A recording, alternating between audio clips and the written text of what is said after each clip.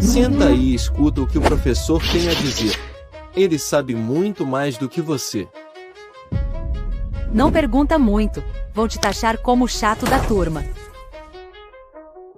Não compartilha o conhecimento que você tem com os colegas. Eles podem te passar a perna e ir mais longe do que você. Se você vir algo de errado no trabalho, não aponta. Seu chefe pode te mandar embora por isso. Faça o que a empresa pede. Não questiona. Vemos conselhos como esse sendo disseminados de geração para geração. Nossos avós ouviram isso. Nossos pais ouviram isso. Nós estamos ouvindo isso. O tempo todo querem que sigamos a linha. Mas a gente não aguenta mais seguir a linha e chegar sempre no mesmo lugar. Somos uma geração de inconformados. Temos o poder nas mãos de ser fora da curva. Queremos aprender de um jeito novo. Se posicionar no mercado de trabalho diferente. Abrir portas que nunca foram abertas. Chegar a lugares inimagináveis. E contar histórias de sucesso.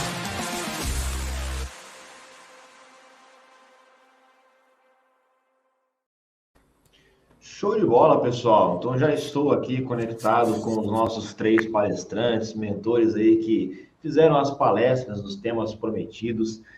Fui anotando várias dúvidas do pessoal, vou tentar resumir as principais delas para que a gente não fique horas e horas discutindo aqui, mas tem algumas que a gente consegue trazer para debater um pouquinho desse tema. O tema que a gente está falando, né, nossa imersão aqui no novo mercado de trabalho, então a gente principalmente está comentando um pouquinho sobre habilidades essenciais que a gente precisa ter para poder se destacar no mercado, como falar com diferentes perfis, utilizando o DISC, utilizando outras ferramentas.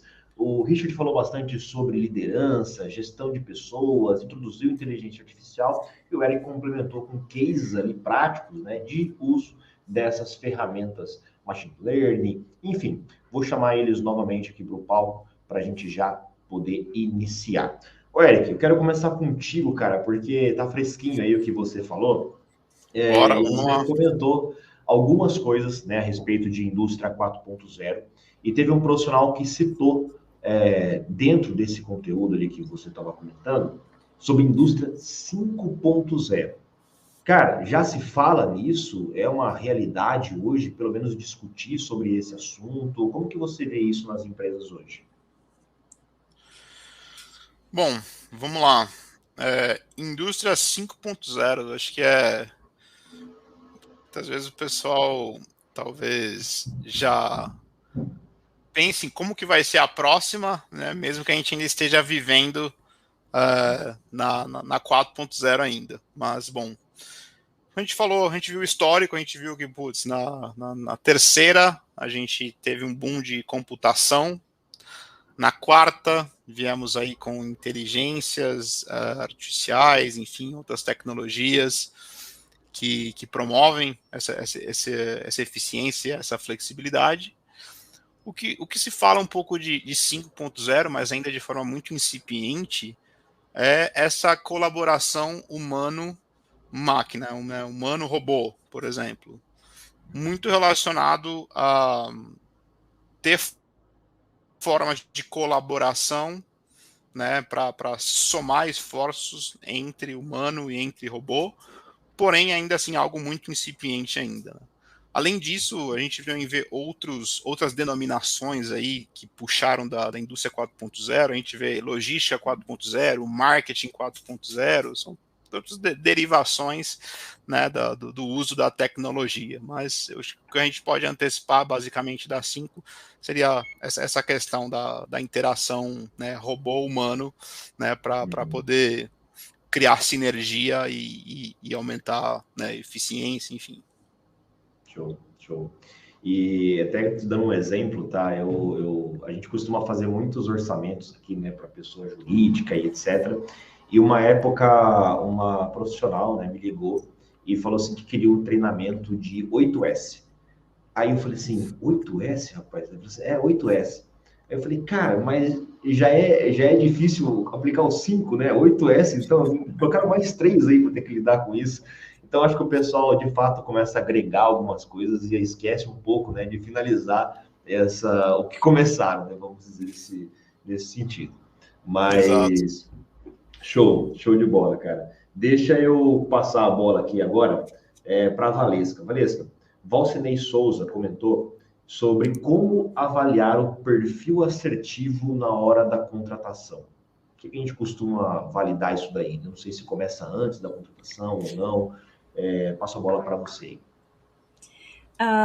Qualquer característica, né, dos perfis, e fiquem à vontade, pessoal, a pergunta veio para mim, mas é sempre bom contar com insights de vocês, que têm tanta experiência também, né, mas eu vejo que, assim, quando a gente vai passar por um processo seletivo, né, quando a gente vai estruturar isso, a gente observa muita coisa no candidato. Então, a gente percebe, por exemplo, se uma pessoa ela é mais direta, objetiva, mais assertiva, pela forma como ela se comunica no currículo, por escrito, se ela dá muitas voltas, ou se ela consegue ser mais objetiva na forma de explicar o que ela fazia.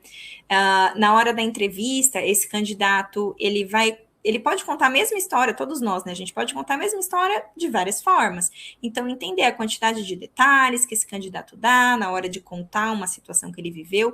Então, uma dica que eu traria para o momento da contratação é pensar se a assertividade é uma característica importante para o candidato que vai assumir aquela vaga, a dica, em vez de perguntar assim, vocês consideram uma pessoa assertiva? E se o candidato sabe que aquilo é importante para a vaga, provavelmente ele vai falar sim. Igual se alguém perguntar, você trabalha bem em equipe? Claro que a pessoa vai falar que sim, né? Eu não vou falar para o recrutador que, não, mas depende da pessoa, eu não vou trazer dessa forma. Então, um caminho é pedir para o candidato trazer exemplos de situações em que ele percebe que ele conseguiu ser assertivo. Aí, dependendo da forma como ele responde, a gente consegue identificar um pouco disso. Então, uma parte é a nossa observação, análise, né, a partir da forma como ele se comunica, a forma como ele se comporta, e também fazendo uma pergunta mais focando em exemplos de situações reais que ele já vivenciou. E também dá para a gente perceber isso em outras etapas do processo, além do currículo, entrevista, na pergunta direta também. Por exemplo, numa dinâmica, dependendo de como for a estrutura desse processo para essa vaga, a forma como ele se comunica com outros colegas, como que ele vai lá na frente apresentar uma ideia, será que ele consegue reunir as suas ideias de uma forma mais sintetizada, ou ele é muito prolixo? Então, a gente vai observando, analisando e colocando situações no processo seletivo que nos ajudem a testar esse candidato, não testar num tom de investigativo, avaliação, mas de falar, como é que seria trabalhar com essa pessoa? Então, com leveza, mas a gente poder testar para analisar se esse candidato tem essa característica ou não. Quer complementar, Richard? Ou posso mandar outra pergunta aqui já? Pode mandar. Show de bola. Vou colocar a pergunta do Diego aí, que ele comentou, tá? Sobre primeira liderança, né? Então, qual a principal característica que o novo líder tem que treinar para poder engajar o time? Vou complementar um pouco do que o Diego está citando, porque, cara, é uma realidade muito grande e toda demanda que a gente tem, né, de formação de liderança, treinamentos de liderança aqui dentro, a maioria dos profissionais reclamam a respeito de motivação e engajamento. Então, acho que eu vou até estender um pouco da pergunta do Diego e falar, cara, como mudar esse cenário, né? Como que a gente pode trabalhar esse cenário aí com os times e com as empresas? Legal. Primeiro, assim, falando sobre liderança, antes de responder diretamente a pergunta do Diego, eu quero dizer, assim, que a gente vai ter um apagão quando a gente fala de liderança, tá? Vocês podem escrever aí o que eu estou falando em 2024 ou em anos posteriores, a gente vai ter um apagão de liderança, né? Se a gente for olhar hoje alguns números que o mercado já mostra, por exemplo, 75% dos líderes hoje se sentem sobrecarregados, ou seja, se eles pudessem agora, eles desistiam de tudo e paravam a vida deles para fazer uma outra coisa, mas não dá, né? 50% dos funcionários perguntados hoje, eles não sentem confiança no líder atual dele, nos desafios nos próximos 2 anos, o que é muito grave, ou seja, eles não acreditam que o líder dele agora vai suportar levar o time para resultados nos próximos 2 anos. Super preocupante. E outra coisa muito interessante é que pelo menos 73% dos líderes que estão no mercado, que responderam, inclusive, essa pesquisa, que é uma pesquisa da Gartner, falaram que não estão se sentindo preparados para o futuro que já é 2024, né? Ou seja, a gente tem aí uma grande chance, assim como a gente teve no passado, de um apagão, né? Falando de energia elétrica, de ter um apagão na liderança. Então, indo para a pergunta do Diego, eu diria assim, a gente precisa formar novas lideranças, tá? E formar novas lideranças, primeiro de tudo, é tentar identificar e principalmente saber das pessoas se ela quer aquele papel. Porque eu sempre falo que liderança não é cargo, tá? Liderança, para mim, Richard, é mentalidade. E por quê? Porque uma grande habilidade, até o Diego perguntou, né? Qual a habilidade de desenvolver? Você quer desenvolver liderança? Está começando agora? Começa servindo as pessoas, né? Você já tem um nível de conhecimento, você já tem um nível de experiência e você pode servir as pessoas que estão no nível abaixo de você. Porque eu sempre falo que se você quer ser líder, sirva, né? E não é um servir no sentido de submissão, mas no sentido de compartilhar conhecimento, de formar pessoas, de treinar pessoas. E muitas vezes as pessoas não gostam de treinar pessoas porque acham que as outras pessoas vão ultrapassar ela, né? Que ótimo se isso acontecer, né? Eu até brinco e falo assim, se você não serve, você não serve. Literalmente é isso. Então, se você quer se formar um líder hoje, mas eu não tenho experiência, Isha. Para o que você está fazendo agora, que você vai ver que você tem experiência, tem conhecimento adquirido para formar outras pessoas que estão chegando. Essa é uma habilidade que o líder precisa ter a todo dia, e de forma intencional e genuína, tá? E você falando de engajamento, eu diria que, assim, motivar as pessoas é algo muito difícil, porque o que motiva o Carlos é uma coisa, o que motiva a Valesca é outra, o que motiva o Eric é outra. Eu, como líder, se eu fosse líder de vocês, a primeira coisa que eu faria, assim como a gente faz quando a gente vai ao médico, o médico ele faz o quê? Um diagnóstico nosso, não faz para tentar descobrir algo? Os líderes precisam diagnosticar os seus liderados. Mas o que é isso? A gente vai ter que examinar o cara? Não. É tentar descobrir quais são os objetivos dele, tentar descobrir quais são as habilidades dele, saber se ele é a pessoa certa para sentar no lugar certo, saber se ele tem a capacidade de fazer aquilo, se não, treiná-lo, né? E apoiá-lo durante essa jornada. Então, fazer as pessoas se engajarem é muito simples, mas as empresas não fazem. Por quê? Porque se eu não descobrir o que move o Carlos, como que eu vou conectar a meta sua, da tua vida, daquilo que faz sentido para você, com a estratégia da empresa? Agora, quando eu sei o que você quer, eu quero levar minha família para Disney.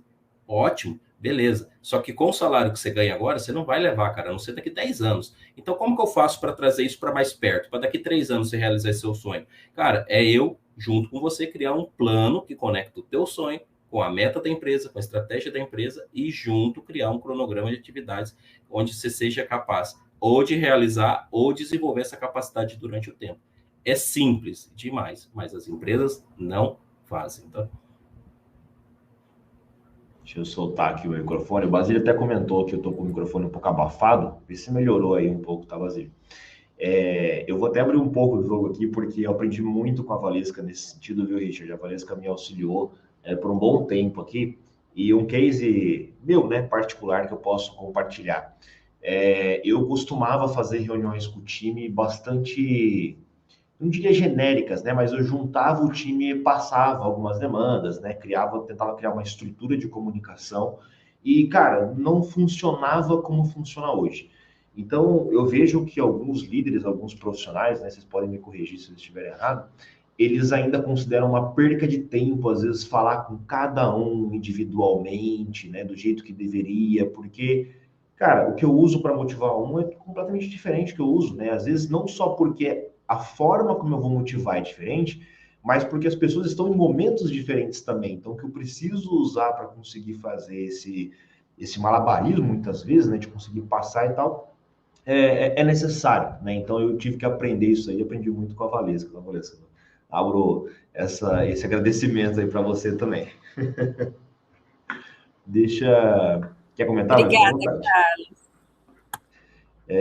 Deixa eu puxar aqui a dúvida do Victor sobre melhoria contínua. Acho que aí vai cair para você, Eric. Vocês acreditam que a melhoria está diretamente ligada à habilidade de identificação de problema ou melhoria não precisa necessariamente de problema para ser melhorado? Boa pergunta, Vitor. Estava refletindo sobre a sua pergunta, né? Muitas vezes a gente olha problema como algo ruim, né? Putz, problema é algo ruim, e aí que eu começo a atuar com a melhoria contínua para tentar resolver esse problema. Mas a gente muitas vezes tem que tirar um pouco desse pensamento que problema só é algo ruim, né? Muitas vezes existem problemas bons, né? Por exemplo, próximo ano vai vir 30% a mais de demanda em questão de volume. Isso é um problema bom, né? E com isso, eu já consigo atuar na parte de melhoria contínua, né? Se eu vou ter um aumento de volume, né, eu preciso me preparar para ser mais produtivo, para fazer com que esse aumento de volume também não cresça na mesma proporção os meus gastos, enfim, né, ou até ultrapasse. Então, acho que muitas vezes vai muito relacionado à forma com que a gente lida com essa questão de problema, né? Teve o comentário da Letícia, né? O problema é oportunidade. Então, realmente, né? Muitas vezes, se você pensar por essa forma, né, do que você almeja como pessoa, como profissional, e para você traçar, né, esse caminho, né, a partir daí você consegue transformar isso, né, e fazer uso da melhoria contínua, enfim, para chegar lá, né, com uma forma de identificação de quais os meios, quais as melhores ferramentas, enfim, que você consegue. Mas o problema não é só algo ruim, não. Então, quando a gente fala totalmente relacionado o que a gente almeja em questão de futuro, crescimento, enfim, né, isso sim a gente também consegue fazer uso das metodologias.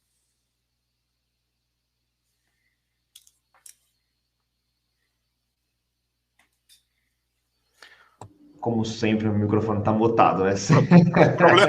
Problemas modernos, né? Como sempre, né? Mas vamos lá.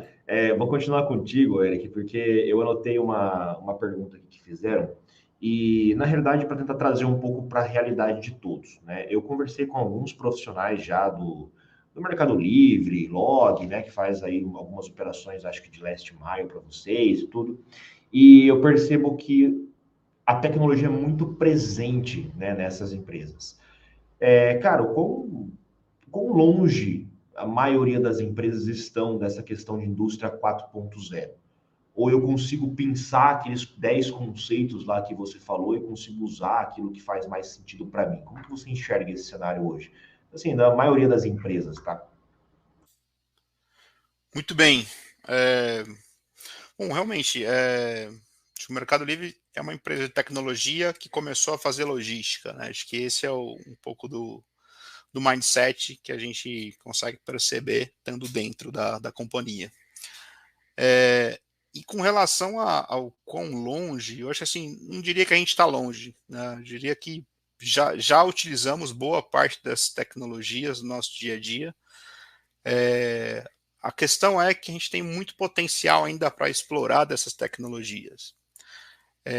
Tanto do ponto de vista da tecnologia em si, o que ela tem a oferecer, quanto também o outro lado do profissional fazendo uso dessas tecnologias e explorando os melhores caminhos através dela. Acho que também tem esses dois paralelos. Acho que a gente já consegue ver bastante utilização, mas ainda assim, é um começo, né? Então talvez a gente não tenha ainda explorado todas as funcionalidades, as possibilidades, as capacidades que as tecnologias podem nos oferecer, mas já é uma realidade, a gente já tem visto, né, a utilização prática das tecnologias, mesmo sem perceber, elas estão presentes, e o diferencial competitivo das empresas vai estar na empresa que fizer melhor uso dessas tecnologias, não somente do ponto de vista da capacidade dela, como também de quem está utilizando ela. Eu confesso que eu estava conversando com um profissional, né? Ele foi recentemente, viajou para o exterior para um evento de SaaS, né? De Software as a Service aí, e ele comentou sobre a palestra de inteligência artificial que fizeram.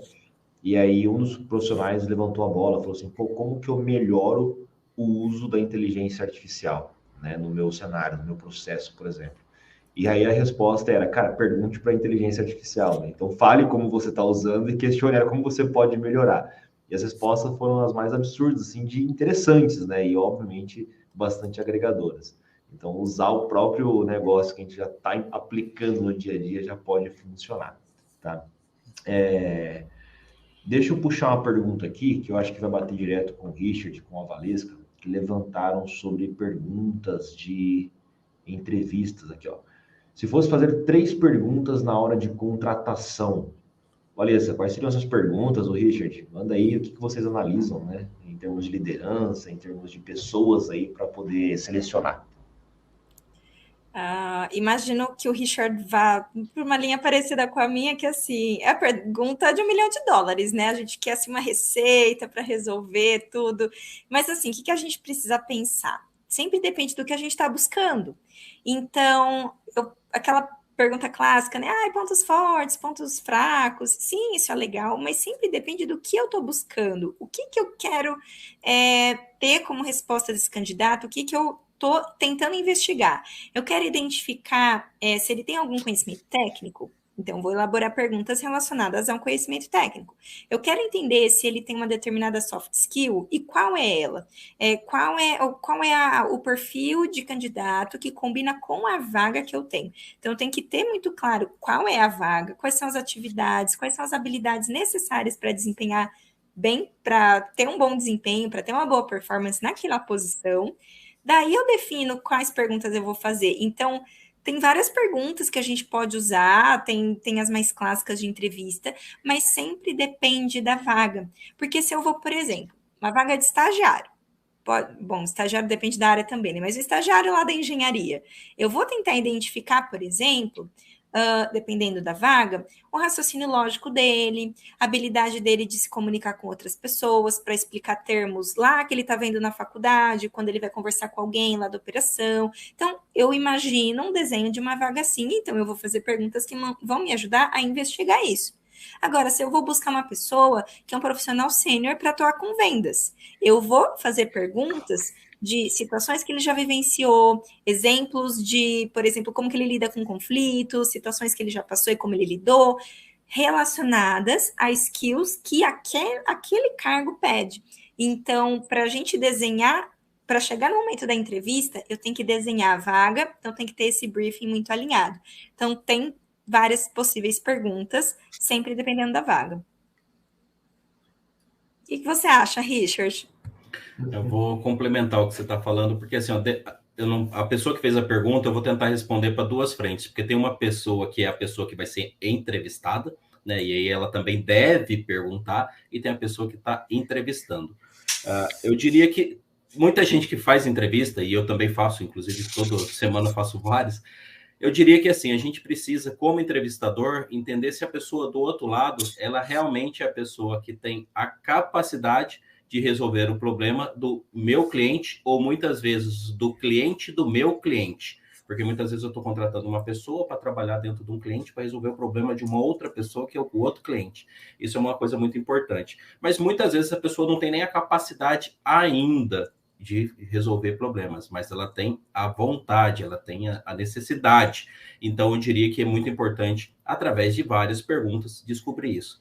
Hoje, praticamente, quando eu faço uma entrevista, e eu vejo gente de RH fazendo isso até hoje, infelizmente, as pessoas muitas vezes elas seguem um script, assim, de 10 perguntinhas e parece uma metralhadora. Entrou lá o Carlos, vamos acabar logo. Não, gente, calma. O Carlos é diferente da Valesca, que é diferente do Eric. Você precisa ser adaptável. Seu processo precisa servir você e não você servir o processo. Então, se uma pessoa de RH está ouvindo a gente agora, tenha um processo que sirva você e não o inverso, tá? Muitas pessoas usam aí plataformas de mercado, não vamos nem ser deselegante falando o nome de ninguém aqui, mas tem muitas plataformas hoje, inclusive com inteligência artificial, que as pessoas trabalham para servir a plataforma, e não a plataforma te serve.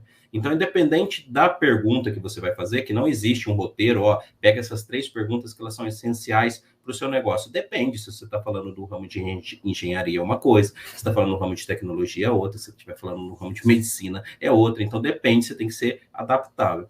E para a pessoa que vai participar de um processo seletivo, eu diria também, faça perguntas ao ser humano. Você não está lá só para responder, entendeu? Então, também é importante perguntar sobre a cultura da empresa, o que é esperado da empresa referente à entrevista que eu estou fazendo, o que mais você quer saber para que eu realmente possa trabalhar com você, Carlos? O que está faltando? Me conta o que você não me perguntou. Eu perguntaria, não tenho nenhum problema. Só que as pessoas parecem que elas vão para uma entrevista só para responder. Então, se você vai para uma entrevista, também se prepare para fazer perguntas que são estratégicas, perguntas que são de seu interesse, perguntas que se conectam com os seus valores. Crie situações com o entrevistador. Se acontecer tal situação aqui na empresa, como que o RH da empresa se comportaria? Você pode perguntar isso. Às vezes é um valor tão grande seu que se aquilo que o RH responder não for conivente com aquilo que você gostaria de ouvir, você não quer nem aquela vaga. Só que as pessoas, geralmente, elas não se preparam para isso. Elas se preparam só para aquela caixinha pronta que o RH geralmente entrega. Eu coloquei uma tarde de momento polêmico, vou puxar uma notícia que eu vi não, né? Eu acompanhei recentemente, mas eu queria pegar a opinião de vocês, tá? Que vai juntar um pouco de inteligência, processos, enfim. Recentemente saiu, né, uma notícia falando que alguns profissionais na Amazon já tinha sido demitido por inteligência artificial, né? Então, a demissão dele foi feita simplesmente por robô, por máquina, como a gente queira chamar.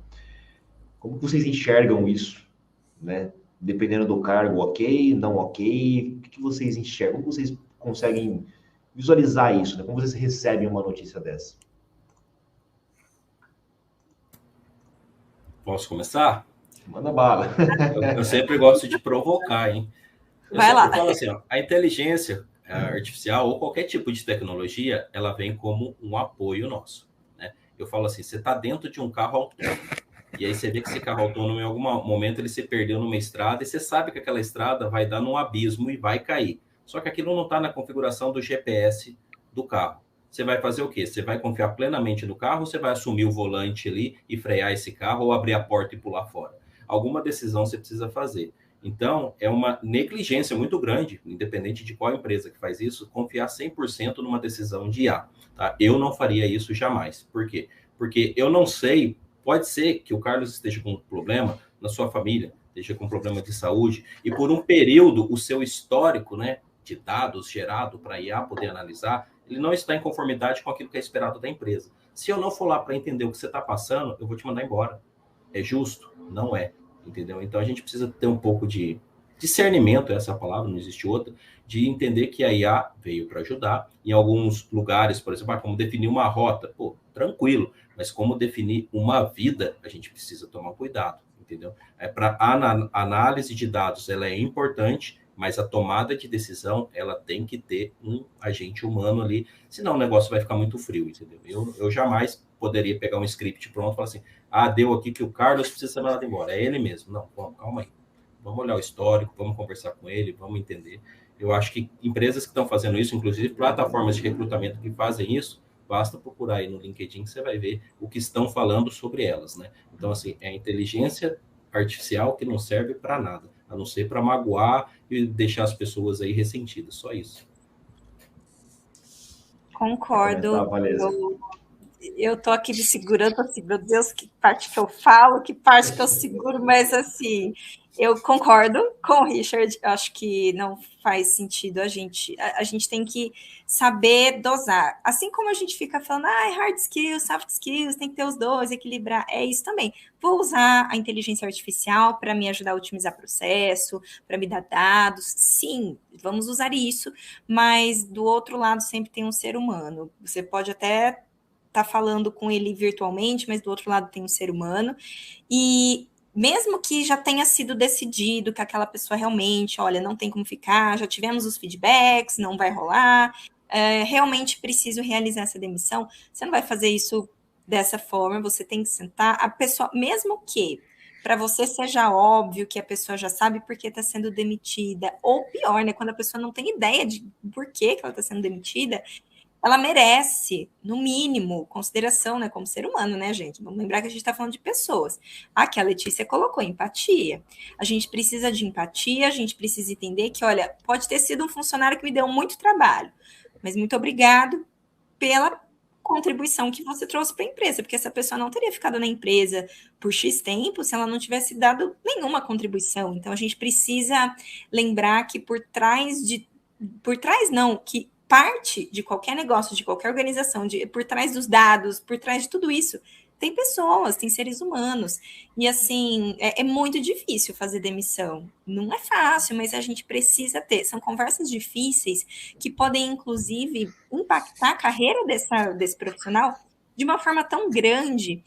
A forma como a gente dá um feedback, a forma como a gente realiza. Eu já passei por uma demissão, e foi uma demissão ok, assim, eu não saí de lá traumatizada, eu entendi que era durante a pandemia, empresa, indústria, reduzindo custos, Valesca, você faz um ótimo trabalho. Todo o feedback que eu recebia era, você está além das expectativas.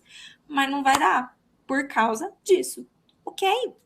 Então, assim, quando a gente olha por esse aspecto, mesmo que não tem o que fazer, mas eu tenho como tratar essa situação que eu não tenho como mudar, eu não posso mudar a situação, mas eu posso mudar a minha abordagem, eu posso lembrar que do outro lado tem um ser humano. Então, concordo totalmente com o Richard, e é isso, eu vou segurar porque eu sou muito falante, mas concordo. Ô, Érica, até onde está indo a inteligência artificial, cara? Será que você pode expor isso aí pra gente? Não, É um vamos cara lá. mais frio. O Eric é um cara mais frio, um cara de processos, pensa tudo bem. Não, imagina, vamos lá. Não, uma coisa é você utilizar a tecnologia para auxiliar certos trabalhos repetitivos, enfim, e isso é uma coisa, né? Mas quando a gente falou ali desde daquela parte histórica ali das revoluções industriais, ali desde 1700, enfim, cara, as pessoas sempre foram base de toda a revolução industrial. As pessoas sempre foram base. Depois a gente veio com processo, a gente veio com metodologia e agora a gente está com esse leque de tecnologias. Mas uma coisa não substitui a outra. Então, assim, putz, as pessoas sempre foram base e vão continuar sendo. Então, essa é a forma que eu vejo que uma coisa não substitui a outra, as tecnologias estão para auxiliar, mas a gente não pode esquecer sempre pessoas, processos, metodologias e tecnologias. Perfeito, perfeito, concordo 100%, cara. Eu deixei salvo aqui uma pergunta do Basílio, que ele deixou um comentário seguinte, né? Como aplicar de forma eficaz a gestão e liderança em equipes 100% remotas? Aliás, deixa eu fazer uma pergunta. Como que está seu time hoje, Eric? Está o remoto, presencial? Como é que estão vendo equipe remota por lá? Funciona, não funciona? Enfim, queria entender um pouco de você antes. Boa. Cara, a gente tem, acho que assim, dentro dessa questão de remoto, presencial, híbrido, enfim, eu vejo assim, depende muito da situação, da forma de trabalhar, enfim, cada contexto tem o seu modelo, né? Hoje a gente trabalha num modelo híbrido, até porque parte da equipe, um está no México, o outro no Chile, enfim, então não tem como a gente tá se vendo com tanta frequência. Mas, assim, dependendo da situação, tem dias, enfim, que a gente consegue seguir uma agenda, né, uma remota, né, com reuniões, enfim, tudo mais. E tem diversas situações, enfim, que para a gente não substitui, né, um trabalho presencial, de você poder fazer contato, você conseguir fazer acordos, parcerias, enfim, com as pessoas. Acho que para a gente, assim, dentro assim, da melhoria contínua, acho que essa divisão assim, híbrida entre você trocar alguns temas de maneira remota, mas não esquecer de, quando puder estar presencial, poder fazer essa parte é o que mais tem funcionado. Assim. Sim. Richard, o que você acha, cara, da parte de liderança em equipes 100% remotas? Complica ou não? Eu falo, depende do líder, né? Porque depende da pessoa. Porque, assim, o que é a base da liderança? Né? O que é a base? O alicerce, onde você constrói a sua casa. Basicamente, é a mesma que constrói o relacionamento entre os pares, entre os amigos, entre a família, que é o quê? É a confiança e a transparência. Ponto. Se não tiver isso, você pode estar no presencial e o cara vai te passar a perna. Se você estiver no remoto, o cara vai também te enganar. Então, saber fazer bons acordos de trabalho é essencial. Tem muita gente que não sabe seu papel e responsabilidade, tem pessoas que não sabem nem o que estão fazendo e estão se tornando aí especialistas em fazer aquilo que não deveria ser feito. Ponto.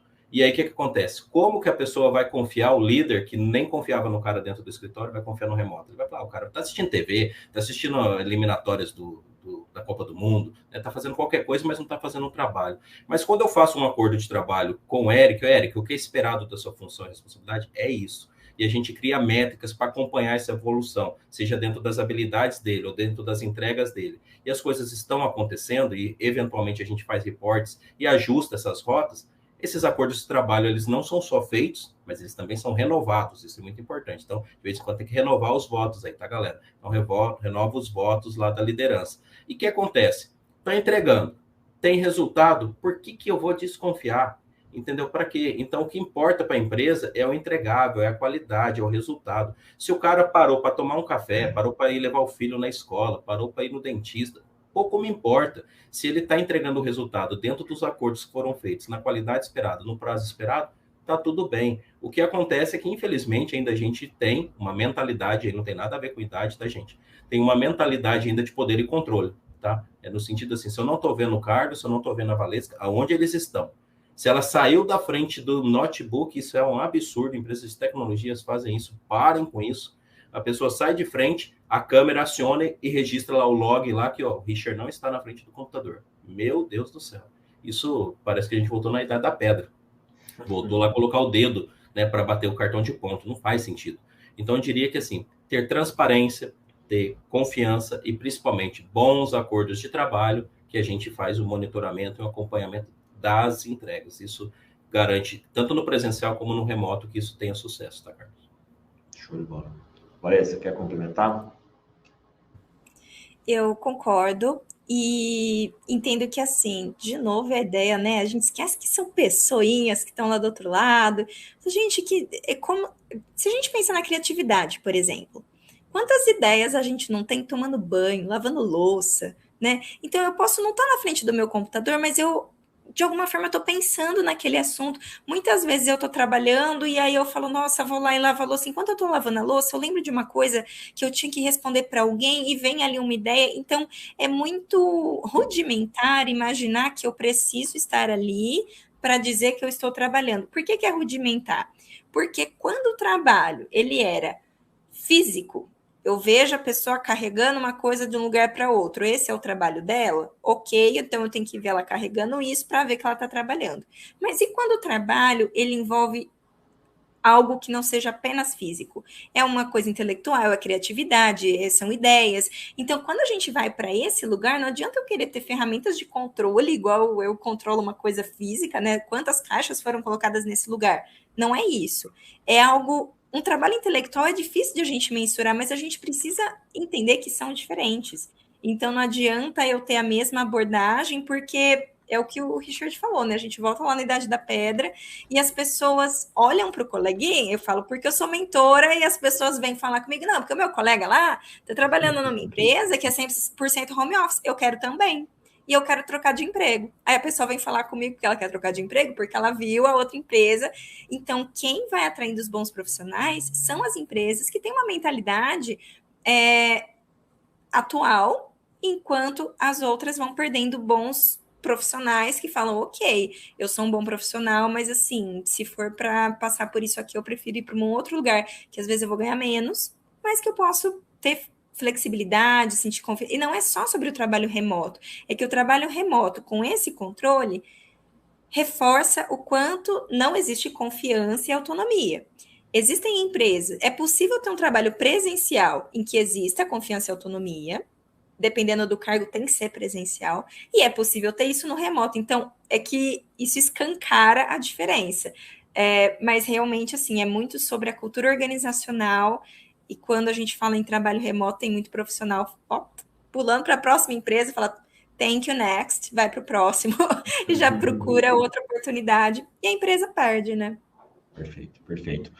Ô, Eric, teve uma pergunta da Carolina que ela mandou a respeito da utilização de inteligência artificial, né, no impacto para a área de melhoria contínua, tá? Eu vou, acho que, modificar um pouco a pergunta, né, tomar essa liberdade, porque você, acho que, mostrou alguns cases, né, que isso é utilizado de maneira muito clara, mas eu queria dizer o seguinte, cara, a partir de qual momento ela é utilizada? Ela roda para testes em processos ou não? Ela define qual é a prioridade para vocês atacarem, quais são os gargalos nos processos? Até que momento a partir de que momento no processo vocês usam inteligência artificial? Boa pergunta. Acho que principalmente quando a gente está na definição do problema, não. Para que a gente começa a fazer um pouco de medição e cai para análise, acho que esse seria o momento, né? Principalmente quando a gente fala na questão de você unir, né, Big Data com inteligência artificial, acho que é os momentos assim que mais a gente vê presente um pouco nessa questão, né? De que maneira que a gente consegue trabalhar com esses dados para gerar informação e dessa informação gerar um plano de ação, qual que vai ser a nossa estratégia. Acho que esse é o momento assim mais claro que eu vejo assim da utilização, né?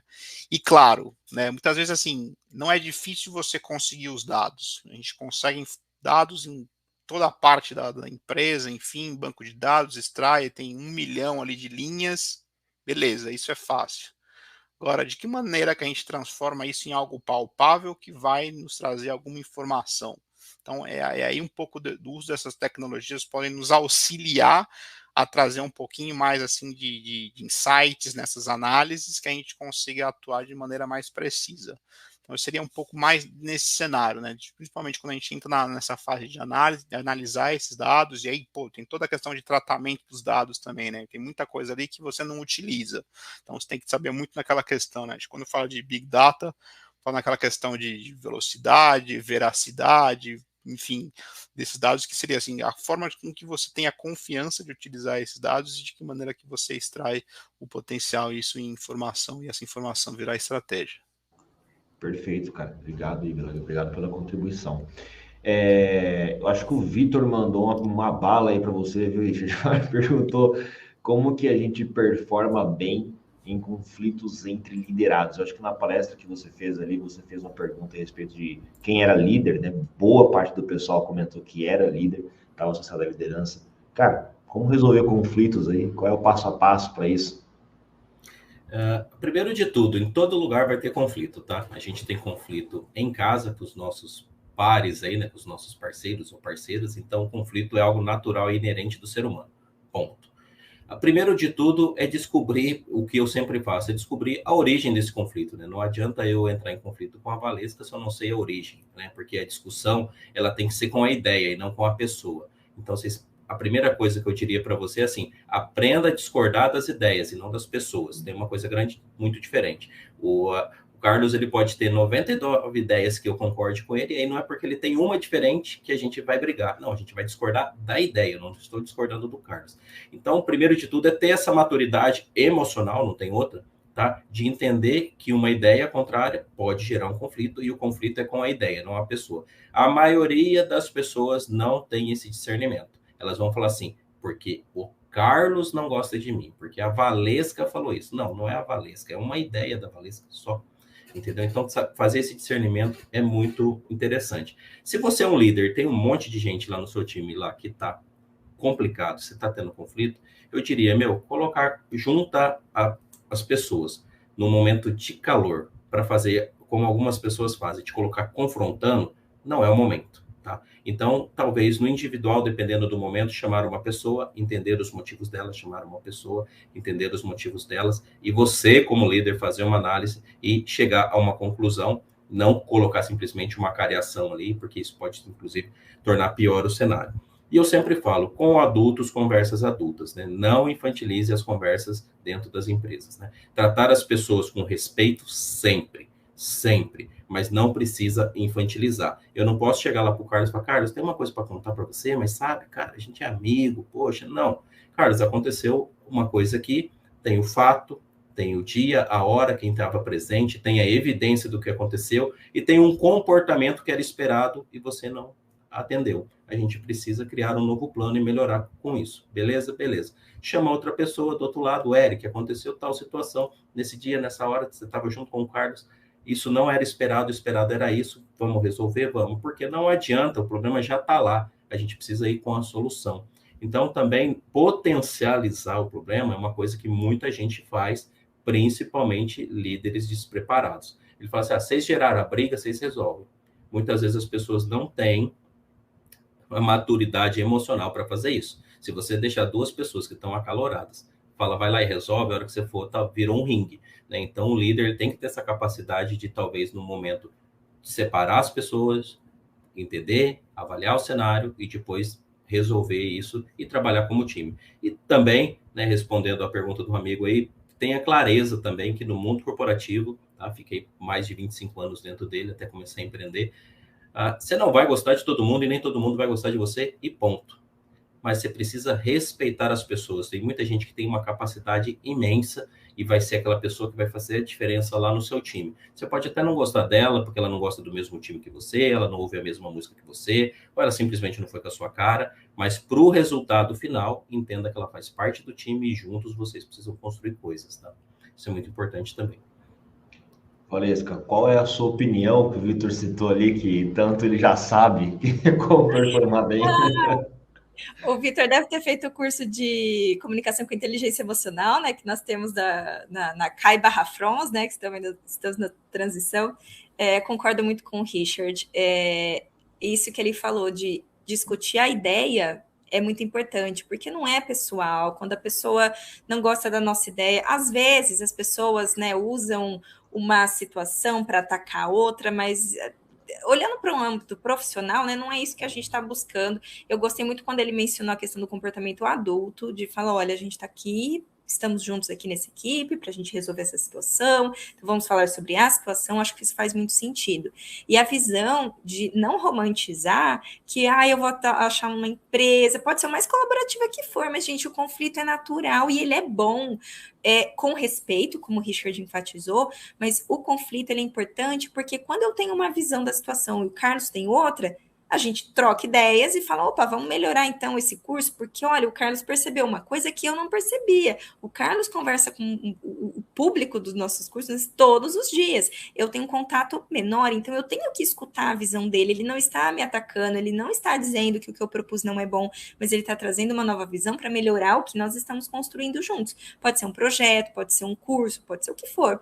Então, entender o conflito como algo que pode ser construtivo, acho que é um passo bem interessante. De uma forma adulta, madura, como o Richard colocou, e assim, o que eu falo, né, no curso é que existem técnicas, então é equilibrar a empatia e a assertividade, que a gente falou muito, né, na minha palestra, do lado lá da assertividade, que assim, eu tenho que falar o que tem que ser dito, porque somos adultos e eu preciso dizer para o cidadão que o que ele fez está bom. Eu preciso dizer isso, mas eu tenho que falar de uma forma que eu mantenha esse relacionamento. Não é porque ele é meu amigo que eu não vou falar, e também não é porque ele cometeu um erro, por exemplo, que eu vou conversar com essa pessoa ou abordar de uma forma agressiva. Nada justifica esse tipo de comportamento. Nós somos adultos, né, gente? A gente já sabe que emoções, a gente fala muito disso, as emoções, elas vêm. Às vezes eu vou sentir raiva, eu vou sentir frustração, eu vou sentir muita coisa, mas não me dá o direito de despejar isso no outro. Então, o conflito, ele faz parte, ele é importante. Então, assim, encontrar o equilíbrio entre a assertividade, que é falar o que tem que ser dito, e a empatia, que é o lado de manter o relacionamento. Então, acho que usar esses dois elementos é o que, de forma super resumida, que lá no curso tem mais, como o Vitor já falou, né, que ele fez mesmo, né, a inteligência emocional, então, e a gestão de mudanças também. E nos dois eu falo muito sobre isso, sobre como é que eu quero convencer as pessoas da minha ideia, mas eu quero ir na marra, eu quero ir lá brigando com todo mundo, eu vou chegar lá num setor e falar, gente, tudo que vocês estão fazendo aqui, ó, tá errado, viu? A pessoa tem anos de experiência fazendo aquilo e eu sou nova e eu vou chegar na área e eu já vou falar que tudo que ela fez. Imagina eu chegar para o Richard com tantos anos de experiência e falar, Richard, isso aí que você vive nas organizações, isso aí já está ultrapassado, agora a gente está fazendo de outro jeito. Gente, a gente não tem o direito de fazer isso. Primeiro porque eu posso estar bem errado, provavelmente eu estou, desconsiderando a experiência do outro, e como que a outra pessoa vai se sentir? Eu chego na área dele, critico a forma como ele faz essa abordagem, aí a receita, né, para a gente ter uma treta e não é o caminho que a gente busca. Então, realmente é esse equilíbrio. Olhar para o outro como ser humano, respeitar, encontrar um caminho da empatia, de ter esse cuidado, mas poder falar, né, o que a gente precisa dizer. Ô, Eric, e, cara, das etapas, assim, vamos pegar um processo, metodologias de melhoria contínua, né? DMAIC, PDCA, enfim, seja qual a gente queira utilizar como exemplo. Qual é a etapa, cara, que numa empresa do porte, né, como o Mercado Livre, aí vocês enfrentam mais gargalos? É a etapa de definição de projeto, uma etapa de implementação? Onde que vocês encontram mais gargalos aí para fazer acontecer? Boa. Acho que a definição do projeto é uma etapa importante, até mesmo para garantir o sucesso da conclusão do projeto, mas acho que principalmente o que a gente tenha talvez encontrado um pouquinho mais de gargalo nessa questão de demandar um pouco mais tempo seria na própria implementação. Até mesmo porque quando a gente tem algum projeto específico para alguma área, não tem somente esse projeto, tem infinitas frentes trabalhando, enfim, com outras vertentes de tecnologia, de sistema, enfim, tudo mais, né? Então, muitas vezes, assim, encontrar, né, uma brecha para implementar essas melhorias é algo que a gente tem que estar muito ligado em questão nesse calendário de rollout que tem em conjunto, né? Até mesmo uma etapa posterior, né? Sempre que a gente faz a conclusão de um projeto, a gente quer reportar qual foi o ganho desse projeto. E esse é um cuidado que a gente tem que ter também muito, muito atento, né, para poder isolar outras variáveis que aconteceram ao mesmo tempo e poder entregar, putz, esse projeto com essas ações trouxeram esses benefícios, né? O negócio para até mesmo ser muito justo na parte de você poder reportar qual que é o ganho exatamente daquele projeto em específico. Show de bola. Ei, Carlos, se eu puder, eu queria fazer um complemento. Uma Claro. coisa que o pessoal muitas vezes se confunde nessa questão. A gente falou de Big Data, de inteligência artificial, machine learning e tudo mais. Muitas vezes eu vejo o pessoal comentando, poxa, Eric, até gosto da ideia de utilizar essas tecnologias e tal, mas eu não entendo nada de programação, isso daí não é para mim, isso aí não vai rolar, né?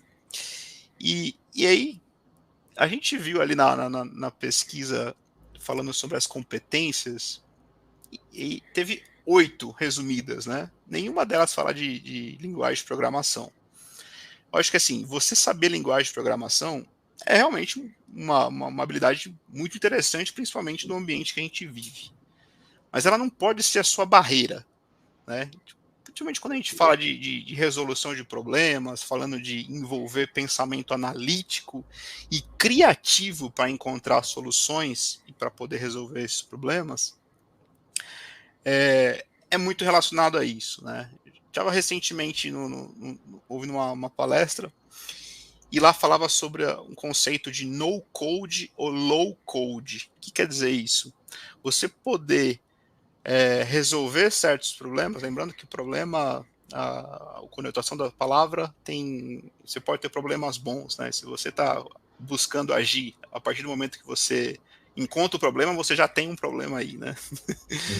Mas nessa questão de no code, low code, quer dizer o quê? Você precisa saber a lógica, você precisa entender qual que é a lógica do que está acontecendo no teu processo, né? O que você está buscando resolver, qual que é o comportamento disso. E tem infinitas soluções que você consegue fazer com pouco código, um cálculo, uma fórmula, um pequeno algoritmo, ou até mesmo sem algoritmo, enfim, que você consegue trazer infinitas soluções que você consegue trazer para um patamar de melhoria. Então você não precisa trazer, putz, eu não entendo de programação, como é que eu vou fazer uma machine learning? Calma, você pode buscar outras soluções, né? Realmente aquela questão da criatividade, da gente trazer diferentes olhares para aquele mesmo problema, é o que ganha o jogo, é o que muda o jogo. Tudo bem, você pode partir com uma versão primária, mais básica, mas depois ir avançando, buscando sinergia com outros departamentos, enfim, e vendendo a sua ideia, teu projeto, enfim, e aí o negócio vai ficando cada vez mais parrudo nesse ponto de vista de colocar tecnologias embarcadas, né? Mas de maneira alguma isso pode ser uma restrição à questão assim, já não entendo linguagem de programação, então não vou parar por aí. Boa. Cara, obrigado pela contribuição, acho que realmente o pessoal confunde um pouco isso e você conectou agora no final muito bem com algumas coisas que a Valesca também falou, né? Na forma de você apresentar o projeto, você convencer as outras pessoas, né? Então, tudo gera um pouco dessa sinergia aí que a gente está comentando.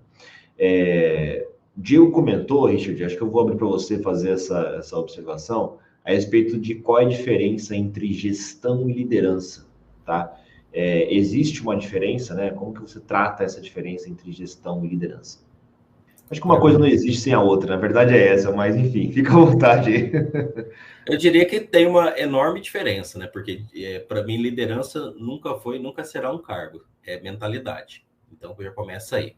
Você não tem um cara, você pode ter um cara que é um gestor que tem lá um crachá escrito líder. Ele só está escrito lá porque alguém imprimiu e colou uma etiqueta. Por isso que ele ganhou o título de líder. Mas ele não é líder para mim, porque se ele pedir para mim seguir ele, jamais eu vou seguir. E aí, às vezes, tem o Carlos lá, que nem é meu líder na hierarquia, mas senta do meu lado e é um cara que é exemplo para mim, é um cara que é modelo para mim, é um cara que me inspira, se é meu líder. Tá? O outro cara não é. E quando a gente fala de gestão, para mim é muito mais atribuído a processo. Uma pessoa, por exemplo, um gestor de estoque, gestor de peças, gestor de processos industriais, gestor de processos automotivos, enfim, de gestor voltado a coisas, tá? Então, para mim, gestão tem mais a ver com coisas e liderança tem mais a ver com pessoas, né? Então, tudo aquilo que você vamos falar assim, é palpável, é acumulável, é possível de se guardar em algum lugar, para mim, isso tem a ver com gestão. Tudo aquilo que tem a ver com tato, com emoção, com pessoas, para mim, isso tem a ver com liderança, tá? Você pode até ter nomenclaturas muito parecidas, mas no dia a dia é muito diferente, tá? Entendeu? Um gestor é uma coisa, um líder é uma outra coisa, tá? São coisas totalmente diferentes. É que o RH junta tudo e fala que é tudo igual, mas não é, tá? É igual o macarrão. O macarrão é tudo igual? Não é tudo igual. É. Tem Com macarrão certeza que não. entendeu? Então, assim, é que no RH todo mundo fala, não, você é gestor, coordenador, gerente, né? Enfim, vai um monte de número até chegar no gestor, mas é diferente, tá? Porque você pode, se eu perguntar para um exemplo de líder aqui, provavelmente você vai falar alguém que não tem um crachá, tá? E pode ser seu pai, pode ser sua mãe, pode ser alguém dependente da sua crença, mas você vai falar alguém que não tem um crachá, e para você é um modelo de liderança, entendeu? Então, um gestor, para mim, tem muito mais a ver com coisas e pessoas, para ficar fácil o entendimento, tem mais a ver com liderança. E sabe que eu vou até complementar isso daí? A gente tem duas formações, né, sendo executadas hoje. Uma é uma formação que nós chamamos de gestão de alta performance e a outra é o programa de liderança eficaz, né? Inclusive o Gustavo até perguntou aí sobre um treinamento para líder. Esse programa ele tem 20 horas, o Gustavo, direto ao ponto, 5 pilares, 5 semanas ao vivo, então ele é bem focado. Inclusive convido o Richard e a Valesca, né, trabalham mais nos temas de liderança, a poder dar uma aula pessoal, tá? Na próxima turma, fica aí o convite. E o Eric também, se quiser participar da gestão de alta performance, que fala muito de operações, melhorias, enfim, fica o meu convite também.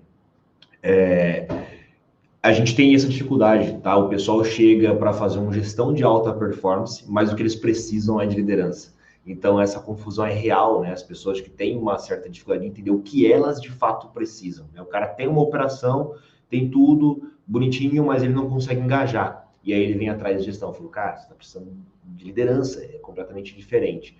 Então, é uma vertente aí que eu sei que causa uma confusão. Pessoal, caminhando para o fim, eu não quero segurar mais vocês também, a gente conversou bastante, eu acho que é uma pena a gente ter feito uma palestra de 40 minutos, porque cada um tinha muito assunto para poder compartilhar, a gente teve que se apertar ali ao longo dos encontros, né? Mas, Richard, fala aí onde o pessoal pode te encontrar, vou abrir espaço aí para você também comentar rapidamente. Perfeito. A galera que já assistiu a palestra, né, como eu já fui encontrável na palestra, né, a galera já sabe onde me achar, mas basicamente vai lá no LinkedIn, se conecta comigo, se não deu tempo de responder todas as perguntas aqui no chat, pode me mandar lá direto, não é nem um robozinho que vai responder vocês, tá? É o Richard mesmo, tá? Então pode mandar lá que eu respondo. Então meu ponto de contato é o LinkedIn, onde eu estou presente, onde eu estou gerando conteúdo praticamente diariamente, falando sobre liderança, RH, mentalidade. Então, mais fácil, vai lá pelo LinkedIn que eu já estou lá, tá? Show. Valesca, onde que o pessoal te encontra aí, caso queira acompanhar? Gente, eu tô em quase todos os lugares onde me chama, eu tô indo. Então, assim, tô no LinkedIn, tô no Instagram, meu nome, só colocar Valesca Petec, vocês me encontram. Vou mandar aqui no chat também, no meu site, valescapetec.com/contato. Lá vocês encontram todos os canais, inclusive o WhatsApp. Quem quiser falar, Valesca, eu preciso conversar com você, resolver minha vida, marca bate-papo comigo. Gente, sou super acessível, adoro conversar. É muito bom estar aqui com vocês hoje. É um prazer estar aqui com o Richard, que eu super admiro. O Eric também, que eu estou conhecendo hoje. Então, obrigada pelo convite, Carlos. Eu super topo participar de mais um curso. E como o Diego escreveu aqui, né? Cada questão é um mini curso. E para mim também, quando eu escuto o Richard, o Eric, o Carlos também, né? Falando sobre a vivência deles, para mim é muito bacana. Então, é sempre bom aprender. Quando vem as perguntas, a gente aprende também. Então, muito obrigada.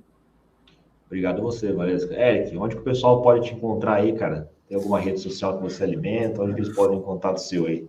Boa. Vamos lá, acho que também estou nas principais aí redes sociais, acho que principalmente LinkedIn, Instagram também.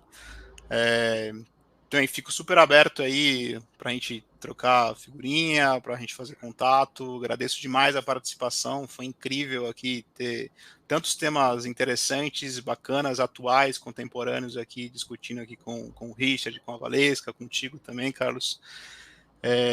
E, cara, queria finalizar também com uma frase sobre agilidade, que eu achei bem interessante, principalmente nos dias atuais, que fala que a agilidade, né, não é a gente fazer as coisas de maneira rápida, sem qualquer contexto. Agilidade é a habilidade de fazer mudanças enquanto em movimento. Acho que esse é o grande habilidade que a gente leva aqui para todo esse contexto que a gente vive hoje em dia. Cara, show de bola, sensacional. Acho que a gente não poderia encerrar de melhor forma aí. Meu agradecimento também, pessoal, para vocês por terem topado, né? O pessoal que está acompanhando aí. Ficamos bem em cima da hora para poder executar tudo, né, do jeito que a gente gostaria. O pessoal topou, né, elaboraram materiais. Então, assim, sem palavras para vocês estão guardados aqui com a gente para sempre. Marcaram uma nova virada de chave para a gente, né? A gente passa a ser chamado de Frons Educação a partir de amanhã, depois de 7 anos de história. Então, pode ter certeza que vocês estão fazendo parte desse momento também.